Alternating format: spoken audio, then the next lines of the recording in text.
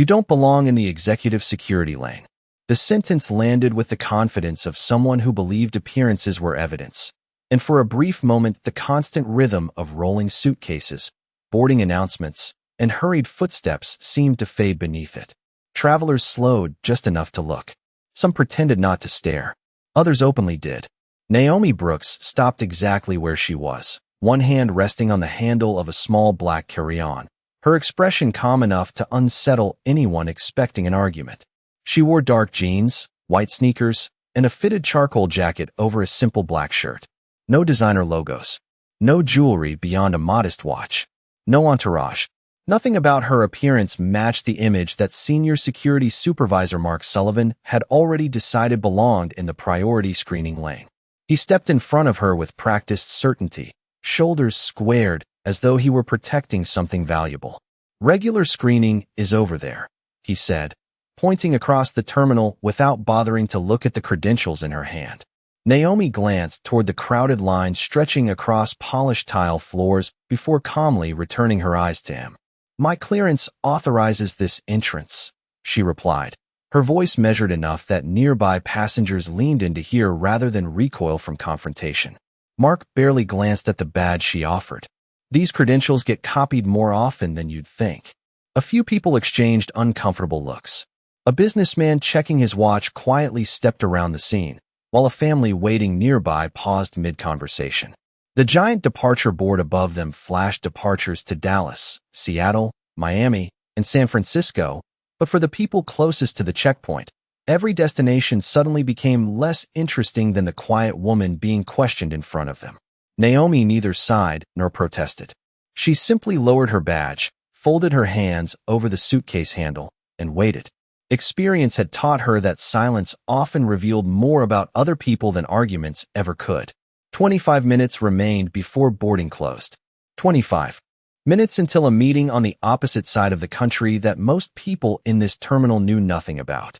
25 minutes before executives inside a glass conference room would begin discussing the future of an $8 billion aviation fuel agreement that determined how thousands of flights would keep moving across America over the coming years. None of that mattered to Mark Sullivan. All he saw was a black woman dressed too casually for someone he imagined belonged behind the velvet ropes reserved for executives and elite travelers. "Ma'am, I'm going to need additional verification," he announced loudly enough for several people farther back in line to hear. The volume was unnecessary, but the effect was immediate. Curious faces turned. Whispered assumptions filled the air faster than facts ever could. Naomi slowly reached toward her pocket, then stopped as Mark raised his hand. "Leave everything where it is until instructed." His tone carried the weight of authority, but beneath it lived something older than procedure, something shaped by assumptions rather than evidence. Naomi met his eyes without anger. She had seen that look before. Years ago, it appeared inside office towers where investors mistook her for administrative staff. Later, it appeared at luxury hotels where clerks questioned reservations booked under her own name. Today, it stood beneath bright airport lights wearing a security badge and believing certainty was the same thing as truth. Around them, the terminal continued moving, yet the small circle surrounding the checkpoint seemed frozen inside its own gravity. Every passing second pulled another witness closer. Every quiet instruction from Mark made another traveler pause. Every calm response from Naomi made the contrast impossible to ignore. Neither of them realized that before this flight ever left the ground, the balance of power inside the terminal would shift in a way no one watching could have imagined. Mark Sullivan extended his hand without invitation. Identification, boarding pass, company credentials. Naomi Brooks handed each item over with the same steady movement she might have used passing a colleague a document. Across a conference table, there was no hesitation, no frustration, no attempt to explain who she was. Mark examined the boarding pass for barely a second before turning it over as though expecting to discover something hidden. He studied her identification longer, comparing the photograph to the woman standing in front of him with exaggerated skepticism. "Wait here," he said before walking several steps toward a nearby workstation. Naomi remained exactly where she was. Her suitcase stayed beside her. Her shoulders stayed relaxed. She looked less like someone trapped in an argument than someone patiently observing an experiment whose outcome she had already seen many times before. Above the terminal, another announcement echoed through the building, reminding passengers that boarding for several morning departures would begin shortly. Travelers hurried past carrying coffee cups, backpacks, and neck pillows, yet the unusual silence surrounding Naomi continued drawing curious attention. Some people slowed only for a moment. Others stopped completely. A college student wearing headphones quietly removed one earbud. An older couple exchanged puzzled glances. A flight attendant walking toward another gate looked back over her shoulder before continuing on. Nobody understood why a calm traveler had suddenly become the center of attention. Mark returned with another employee, a woman wearing a Navy operations jacket with an airport identification badge clipped neatly to her lapel. "This is Claire Donovan," he announced. "Ground operations supervisor." Claire gave Naomi a quick glance that lingered just long enough to communicate doubt before she ever spoke. "What seems to be the issue?" she asked. Mark answered before Naomi could. "Executive lane credentials that do not seem to match the traveler." Claire folded her arms. "Ma'am, executive access is reserved for approved personnel and verified partners." Naomi answered quietly, "I am a verified partner." Claire offered a polite smile that never reached her eyes. "That is what we are determining." She reached toward the documents in Mark's hands without asking permission and reviewed each one with the same careful suspicion. "Have you traveled through this terminal before?" she asked. "Many times," Naomi replied. Recently enough." Claire looked at Mark as though the answer itself confirmed something. "Interesting." Naomi simply watched them. She knew that confidence unsettled people who expected defensiveness. She had learned years earlier that prejudice often searched for emotional reactions to justify itself. Refusing to provide one frequently made assumptions louder. 23 minutes remained before boarding. Somewhere across the country, executives were already assembling presentation materials for an afternoon meeting expected to shape one of the largest commercial aviation fuel agreements in recent history. Calendars had been cleared months in advance. Financial analysts, legal advisors, and airline directors had coordinated schedules around a single signature. None of those people knew that the individual expected to lead the negotiations was standing inside an airport terminal while two employees questioned whether she belonged in a priority screening lane. Claire looked up once more. "Would you mind telling us the purpose of your trip?" Naomi answered without changing her expression. "Business." "What kind of business?" Claire continued. Naomi paused just long enough for the surrounding silence to deepen. "The kind that depends on me arriving on time." The answer seemed to irritate Mark more than satisfy him. He motioned toward a secondary inspection area separated from the main checkpoint by glass partitions. "Please come with us," he said firmly. Naomi picked up her suitcase without complaint and followed at an unhurried pace, unaware that every step she took was carrying the terminal closer to a moment that would force everyone watching to reconsider the difference between appearance and authority. The secondary inspection area felt strangely quieter than the bustling terminal outside, yet every sound carried farther. The soft hum of conveyor belts, the distant boarding announcements, the rolling wheels of luggage across polished floors all blended into a background that somehow made every word spoken inside the glass enclosure impossible to ignore. Naomi Brooks placed her carry-on beside the inspection table exactly where she was instructed. She neither rushed nor hesitated. Claire Donovan stepped beside the workstation and looked toward another security officer. "Please begin a complete manual inspection." The officer nodded politely and opened the suitcase with professional care, removing neatly folded clothing, a laptop, a leather notebook, and a folder containing travel documents. Everything was organized with remarkable precision. Nothing appeared unusual. Mark Sullivan watched the inspection with folded arms, disappointment briefly crossing his face every time another ordinary item appeared. "Open the computer," he instructed. Naomi entered the password without comment. The screen illuminated with charts, flight schedules, fuel market reports, and financial forecasts. Mark glanced across the display without understanding what he was seeing. "What exactly do you do?" he asked again. "Energy," Naomi answered. "That is not specific enough," Claire replied. "It usually is." The answer only deepened their suspicion. Outside the glass walls, more travelers had begun slowing their pace.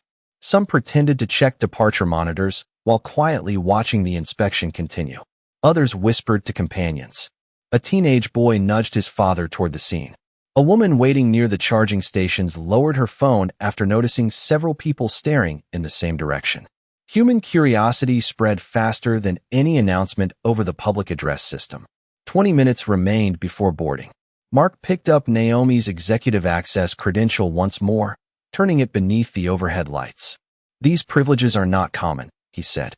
"Most people with this level of clearance travel with assistance or corporate security." Naomi met his eyes. "Most people make different choices." Claire looked toward the identification again. "Who arranged this access?" Naomi answered calmly. "The organization that issued it." Claire sighed quietly, clearly dissatisfied by every measured response. "You understand that your unwillingness to cooperate makes this process longer." Naomi tilted her head slightly. "I have cooperated with every instruction you have given." Neither Mark nor Claire answered immediately because they both knew she was correct. She had raised her voice exactly 0 times. She had refused nothing. She had challenged no procedure.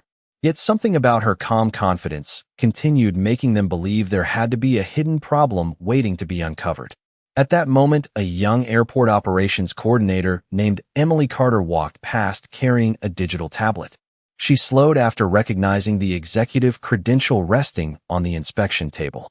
Her eyes narrowed with curiosity before widening with recognition.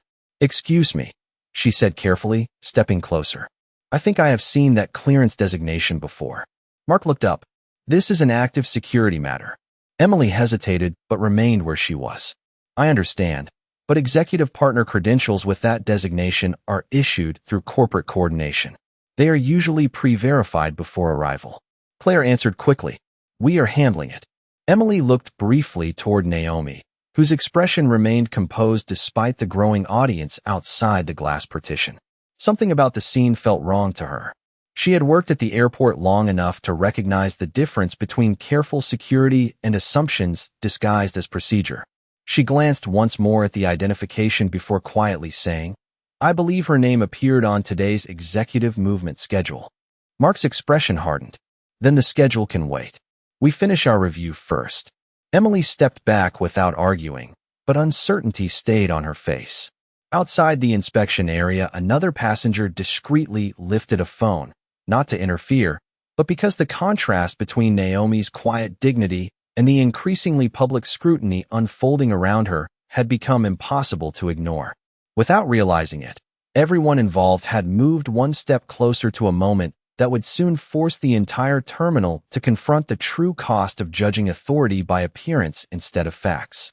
Emily Carter remained where she stood even after Mark Sullivan dismissed her. She looked once more at Naomi Brooks, then at the executive credential lying beside the inspection table. Something refused to make sense. During 3 years in airport operations, she had learned that genuine executive partner clearances were never issued casually. They were coordinated weeks in advance, verified through multiple departments, and tied to travel schedules that affected high-level corporate meetings. Mistakes happened, but not often, and certainly not with credentials carrying that designation. "I would like to verify something," Emily said carefully. "It will only take a minute." Claire Donovan answered before Mark could speak. "This inspection is already in progress. We are not interrupting it." Emily nodded politely, but she did not leave. "I understand.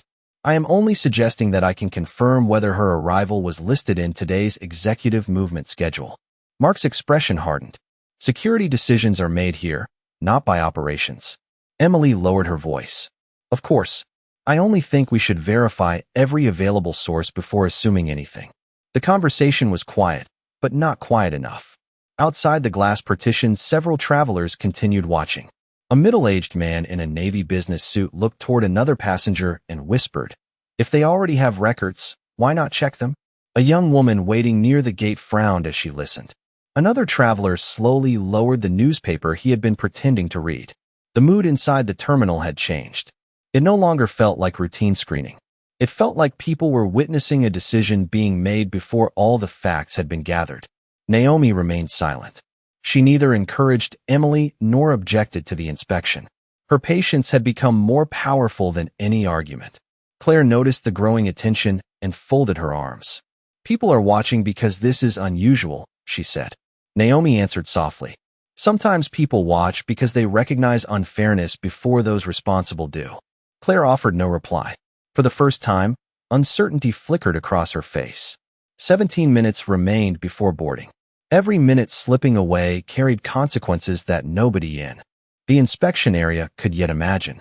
Across the country, presentation screens had already been prepared. Financial forecasts were open on conference room displays. Attorneys had arrived with contract folders.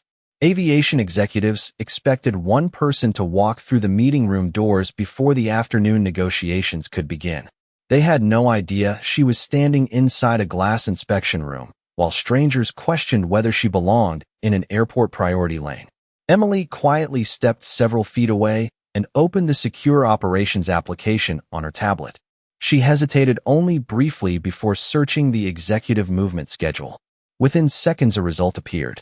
Her eyes widened. She looked again to make certain she had not misread the screen. The name was there exactly as she remembered. Naomi Brooks. Executive arrival confirmed. Corporate coordination complete. Restricted partner designation verified. Emily inhaled slowly before walking back toward Mark. "Sir," she said carefully. "Her clearance appears to be active." Mark barely glanced at the screen. "Internal schedules are not identity verification." Emily tried again. "No, but they support it." Claire looked toward the display for only a moment before shaking her head. "Schedules can contain errors." Emily stared at both supervisors in disbelief. Every explanation she offered seemed to disappear before either of them honestly considered it. Nearby, an airline mechanic finishing his coffee had quietly watched the exchange from outside the glass wall.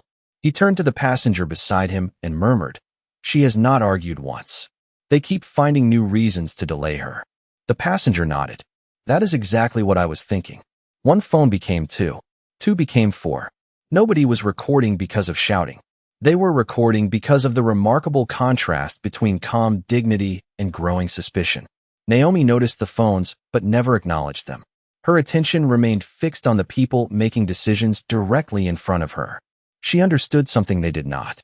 Every unnecessary minute spent questioning her was quietly creating witnesses, and witnesses had a way of changing stories that powerful assumptions alone never could. 16 minutes remained before boarding, yet inside the inspection area time seemed to move differently. Every passing second felt heavier than the last, not because Naomi Brooks feared missing her flight, but because she recognized a familiar pattern unfolding with almost painful precision. Claire Donovan quietly gathered the documents into a neat stack before looking back toward Mark Sullivan.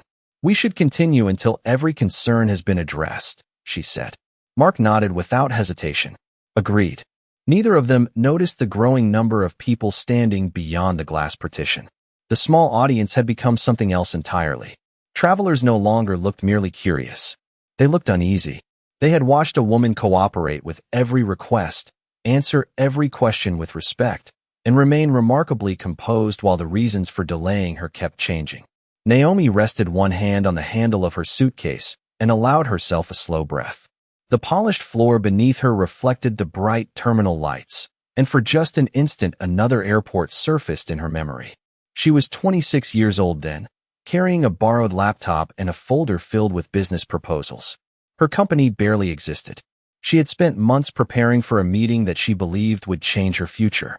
At another airport checkpoint, another official had looked at her identification, then at her face, then back again before quietly pulling her aside for additional questioning. She remembered watching other travelers continue toward their gates while she remained standing alone, wondering what invisible rule she had broken. When she finally asked whether something was wrong with her documents, the answer had been simple. "We are just being careful." She had missed that meeting. The contract went to another supplier. For weeks, she questioned whether all her preparation had mattered. Years later, she realized that the lost opportunity had become the reason she built something larger than anyone expected. She promised herself that success would never erase those memories because forgetting them would mean forgetting the people who still experience them every day. The memory faded as quickly as it had arrived. Naomi returned to the present with the same calm expression she had never allowed to disappear. Mark interrupted the silence. "Do you have anyone who can verify your identity immediately?" Naomi answered, "Yes." "Then call them." She looked directly at him. "Would that satisfy you?" Mark hesitated before replying. It depends on who answers. Outside the inspection room, Emily Carter remained close enough to observe, but far enough to avoid interfering. She could still see the verified executive designation displayed on her tablet. Every instinct told her something had gone terribly wrong, yet her supervisors refused to reconsider. An airline pilot passing through the terminal slowed after noticing the gathering crowd. He quietly asked a nearby traveler what had happened. "She has been cooperating the whole time," the traveler answered. "They just keep finding another reason to hold her." The pilot frowned and stayed where he was. Inside the inspection area, Claire folded her arms once more. "You seem unusually calm," she observed. Naomi offered a faint, thoughtful smile. "Because this moment is not new." Claire tilted her head. "Meaning?" Naomi looked toward the travelers watching beyond the glass. "People often mistake patience for weakness. They rarely recognize the difference until it is too late." Her words settled over the room like quiet thunder. Nobody raised a voice. Nobody argued. Yet even Mark felt the atmosphere changing. The inspection was no longer simply about security. It had become a test of judgment, and with every unnecessary delay, the number of witnesses quietly waiting for the outcome continued to grow. 14 minutes remained before boarding when Naomi Brooks finally reached into the inside pocket of her jacket. The movement was slow enough that nobody inside the inspection area could mistake it for anything unexpected. She removed a slim black phone and looked toward Mark Sullivan before speaking. "May I make a call now?" Mark nodded with restrained confidence. "Keep it brief." Naomi unlocked the screen and selected A. Single contact without scrolling. She did not search through dozens of names. She pressed one button as though the person on the other end had always been waiting. The call connected almost immediately. "Rachel," Naomi said, her voice no louder than before. "Please activate Contract Protocol 7. There was no explanation. No dramatic pause. No mention of names, titles, or authority. The woman on the other end answered with calm efficiency. "Confirmed. Contract Protocol 7 is now active. Do you want standard hold procedures?" Naomi looked briefly toward the terminal windows where aircraft rested beneath the morning sun. "Yes. Suspend renewal authorization until I arrive in person." "Understood," Rachel replied. "The executive teams will receive notification within 60 seconds." Naomi ended the call and quietly slipped the phone back into her pocket. Mark exchanged an amused glance with Claire Donovan. "Contract Protocol 7, he repeated with a faint smile. "That sounds important." Naomi answered simply, "It is." Claire folded her arms again. "You realize that making mysterious phone calls does not change the verification process." Naomi nodded. "I know." Outside the glass partition, Emily Carter watched the brief conversation without understanding its meaning, but something about the exchange unsettled her. The woman had not sounded desperate. She had not asked someone to rescue her. She had spoken like someone giving routine instructions before the start of another ordinary business day. 12 minutes remained before boarding. Nearly 2,000 miles away, inside a conference room overlooking a skyline of mirrored office towers, a digital display suddenly changed from green to amber. The words "contract status" temporarily suspended appeared across the screen. Conversation stopped instantly. Financial analysts looked toward one another in confusion. An airline vice president frowned as another notification appeared beside it. "Executive authorization pending. Do not proceed." A corporate attorney quietly closed the contract folder that had been prepared for signatures. "What happened?" someone asked. No one answered because no one knew. Back inside the airport, Mark remained completely unaware that events far beyond the terminal had already begun moving. He placed Naomi's identification back onto the inspection table instead of returning it to her. "Until we finish here, these stay with us." Naomi did not reach for them. "Take the time you believe you need," she replied. The sentence carried no frustration, only quiet certainty. Claire looked at her with growing irritation. Most people would be concerned about missing their flight. Naomi's expression never changed. Some flights matter more than others. Emily glanced down at her tablet again. The executive movement schedule had suddenly refreshed. A new status banner appeared beside Naomi's name. "Priority coordination active." She blinked, thinking it might be a system error, but moments later another secure notification arrived requesting operations staff to remain available for executive movement updates. Emily slowly lifted her eyes toward Naomi, then toward Mark and Claire. Neither supervisor had any idea that the simple phone call they had dismissed as meaningless had already triggered activity across multiple corporate offices.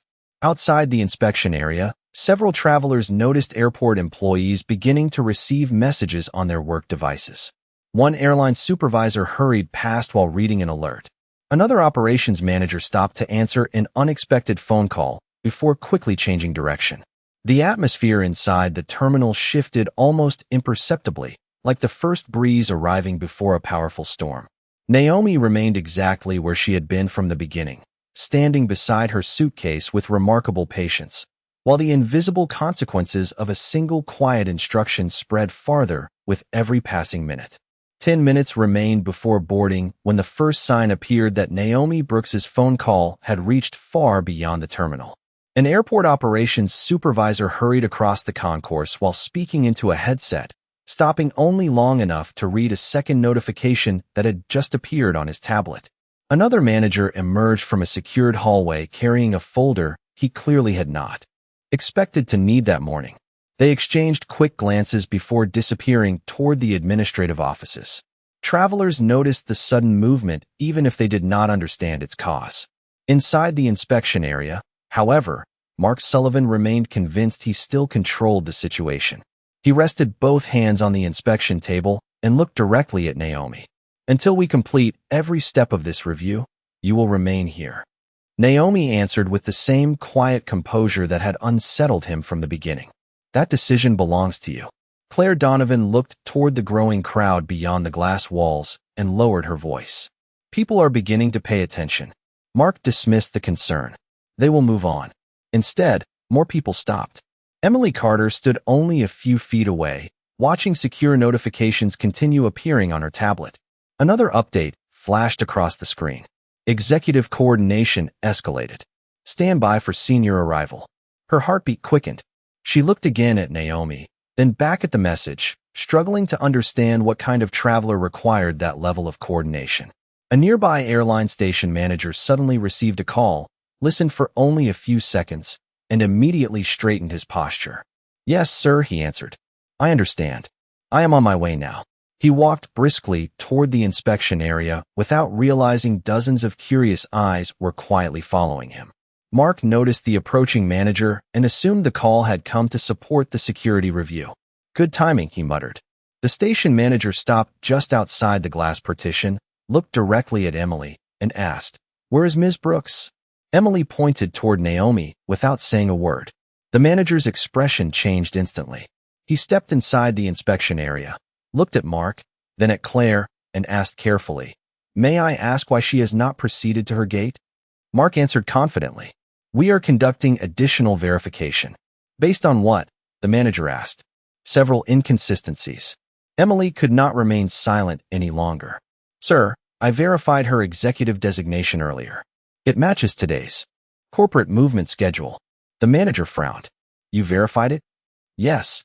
"And the credential was active?" "Yes." Silence settled over the room. Claire looked toward Mark, expecting him to answer. Instead, he simply repeated, "We believed further review was appropriate."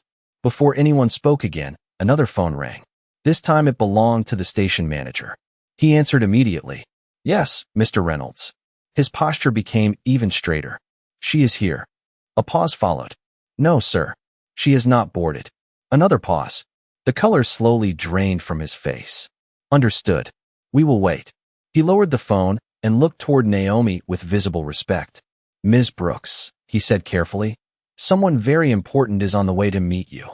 Naomi gave a slight nod, as though the information merely confirmed what she had already expected. Mark frowned. "Who exactly is coming?" The manager hesitated only briefly before answering. The airline's chief executive officer requested immediate transportation from headquarters the moment the contract suspension alert reached his office. The words seemed to remove all sound from the inspection area. Even the travelers outside the glass stopped whispering. Mark stared at Naomi, then at the phone still resting quietly in her jacket pocket. For the first time since the morning began, certainty disappeared from his expression. Naomi finally met his eyes and spoke with calm clarity. "You believed you were delaying one passenger. You were actually delaying the person responsible for keeping thousands of your flights fueled. The silence inside the inspection area lasted only a few seconds before it was interrupted by the sound of hurried footsteps approaching from the main concourse. Heads turned almost in unison. Two airport executives entered first, followed by the airline's chief executive officer, Daniel Reynolds, still carrying the folder he had taken from the interrupted contract meeting. He walked directly past Mark Sullivan and Claire Donovan without acknowledging either of them. His attention remained fixed on Naomi Brooks. "Ms. Brooks," he said, extending his hand with unmistakable respect, "I sincerely apologize for what has happened here." Naomi accepted the handshake with the same calm expression she had carried since the beginning of the morning. "Good morning, Daniel." Those two simple words changed the atmosphere more than any announcement could have. There was no introduction because none was necessary. They already knew one another.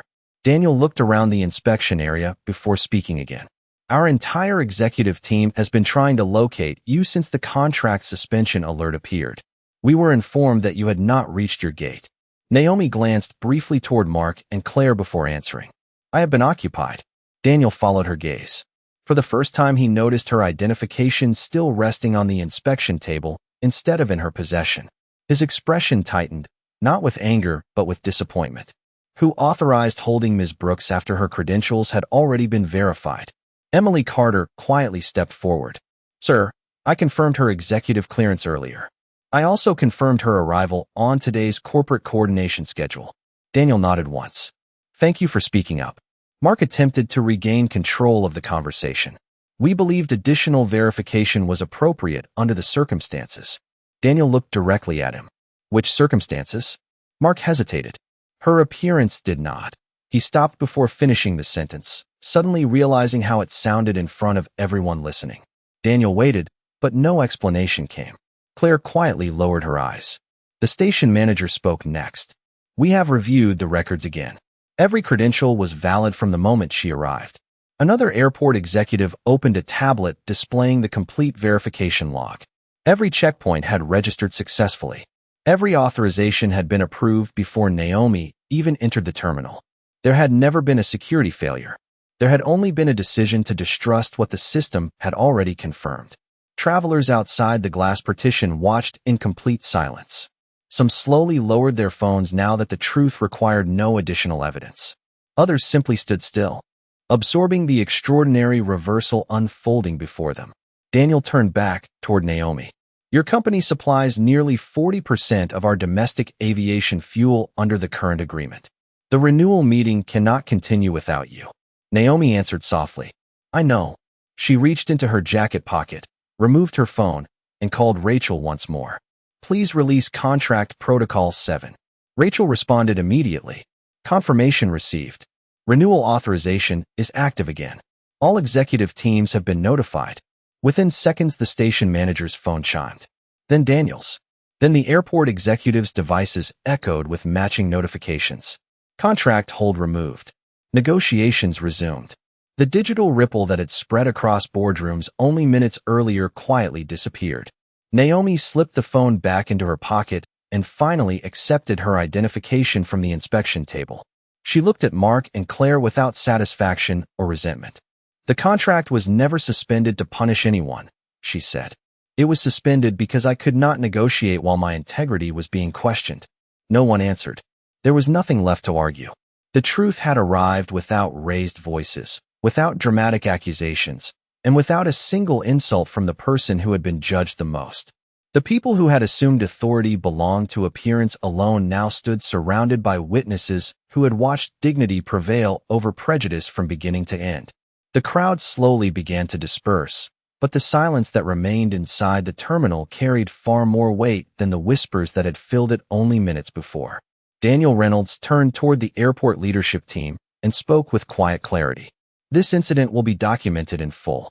Every decision made today will be reviewed through our employee accountability process, and every member of our frontline leadership will complete additional training focused on fair treatment, professional judgment, and respect for every traveler."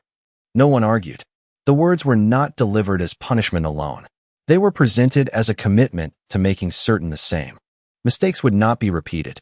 Emily Carter quietly stepped aside, relieved that she had trusted what the facts showed instead of what assumptions suggested. Daniel thanked her personally for speaking up when it mattered, reminding everyone nearby that integrity sometimes begins with a single voice willing to question the obvious. Naomi Brooks collected her laptop, closed her carry-on, and checked the time. There was still enough time to reach the aircraft before boarding doors closed. Daniel offered to arrange private transportation across the airfield, but Naomi smiled politely and shook her head. "I have spent my career asking companies to improve systems," she said. "The system works best when everyone follows the same path." As they walked toward the executive security lane together, employees along the corridor stepped aside with quiet respect. Some nodded. Others simply watched. None of them had known who she was when the morning began. Yet by the end of the encounter, they understood something far more important than her title.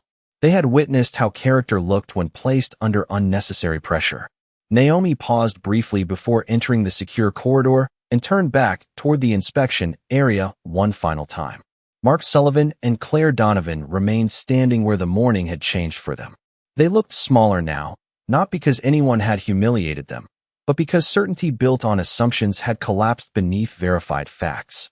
Naomi met their eyes without anger. "The most valuable thing any organization protects is not its buildings, its equipment, or even its contracts," she said. "It is trust. Once people believe they will be judged before they are heard, trust begins to disappear." Neither of them answered. They understood that no response could erase what dozens of witnesses had already seen. Daniel walked beside Naomi as they continued toward the gate. "The contract meeting is ready whenever you arrive," he said. Naomi nodded. "Then let us make sure the conversation today is remembered for the agreement we build, not the mistake that delayed it." Minutes later, the renewal discussions resumed exactly where they had paused. The fuel agreement moved forward, the flights continued operating, and the business relationship remained strong because it had been rebuilt on honesty instead of convenience. Long after the terminal returned to its usual rhythm, many of the travelers who had witnessed the morning carried one lesson home with them. Real leadership does not announce itself with expensive clothes, loud voices, or special treatment. It reveals itself through patience, discipline, and the courage to uphold dignity even when it would be easier to answer disrespect with anger. Naomi never raised her voice that morning. She raised the standard instead, and in doing so reminded everyone watching that respect should never depend on appearance. It should depend on the simple willingness to see people as they truly are before deciding who they can become.